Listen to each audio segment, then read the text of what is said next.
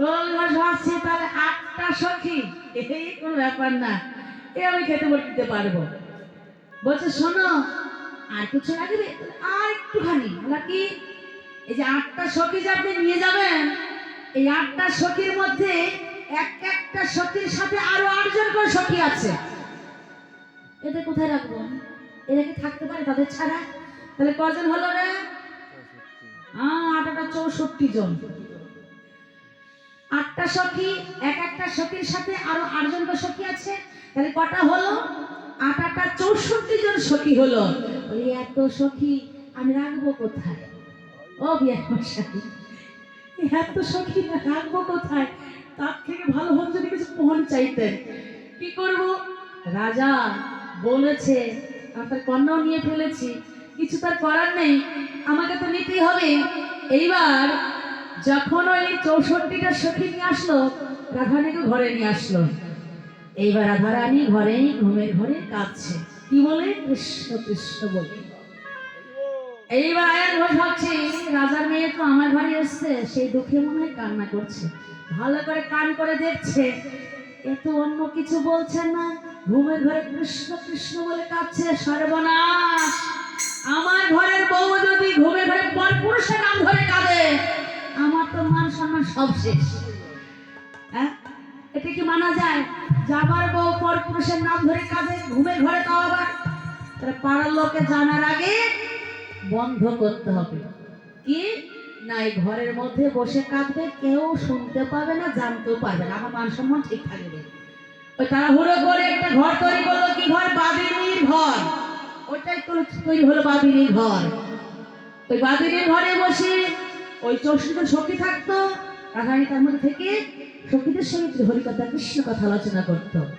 তা ঘরে আবার দুখানা দ্বার ছিল বাবা, দুটো দ্বারে দুটো রক্ষক ছিল, কে?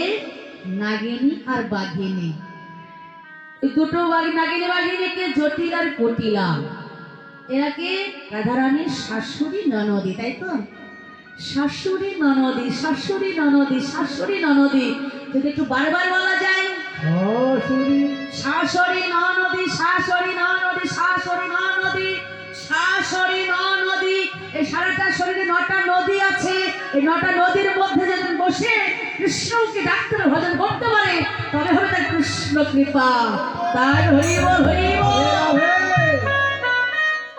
শাশুড়ি আমাকে দেখলে হবে না, যা আছে ব্রহ্মাণ্ডে আছে মানব দেহ ভাণ্ডে, খুঁজে দেখতে হবে কোথায় কি আছে।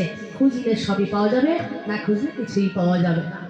তাই আজ ওই বাদিনী ঘরে বসে বসে রাধারানী যখন সখীর সঙ্গে বলছে, সখীরে আমি যমুনায় জল ভরতে গিয়েছিলাম সোনার কলসি নিয়ে, তাহলে ভাসলো কি করে? ওই সোনার কলসি নিয়ে গিয়ে জল ভরবার জন্য যখন আমি এপাশ ওপাশ ঢেউ দিলাম, জল ভরতে গেলে এপাশ ওপাশ ঢেউ দিতে হয় না? এখন তার জল ভরা নেই, এখন কলসি নিয়ে জল ভরতে যায় না, এখন ঘরে ঘরে জল দিয়ে যায়। তাও আমার সবাই বোতলে বোতল ভরে রাখে, কেউ জল চাইলে বলে ওইটা বোতলে ভরা আছে, বোতলটা ধরে খা। বোতল ধরে অবস্থা সব হয়ে যায়, আর কি বলবো। তাই গিয়ে আমি কি দেখলাম জানিস সখী রে, ওই যমুনার কোরাল করে দেখি আমার মদন গোপাল দাঁড়ায় আছে, মদন গোপাল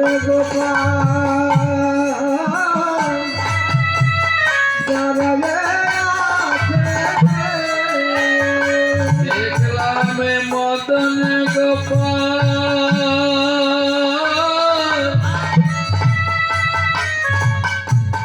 দাঁড়ায় আছে, ওই যমুনার কোল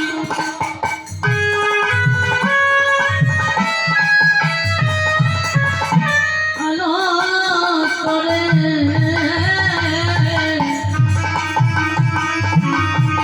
দেখলাম আমার মতন গোপাল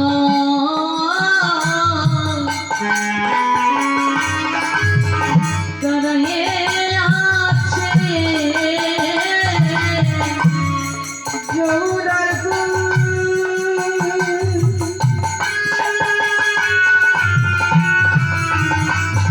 ও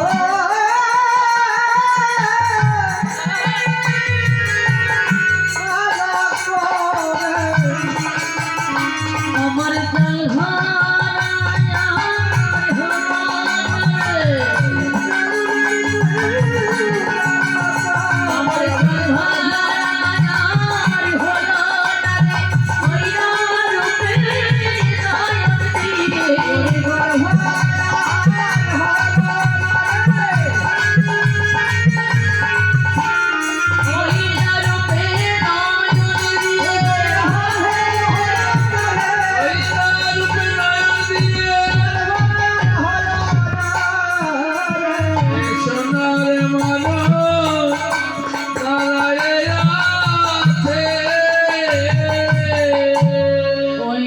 নয়নে দিয়ে আমার সোনার কলস ভেসে গেল।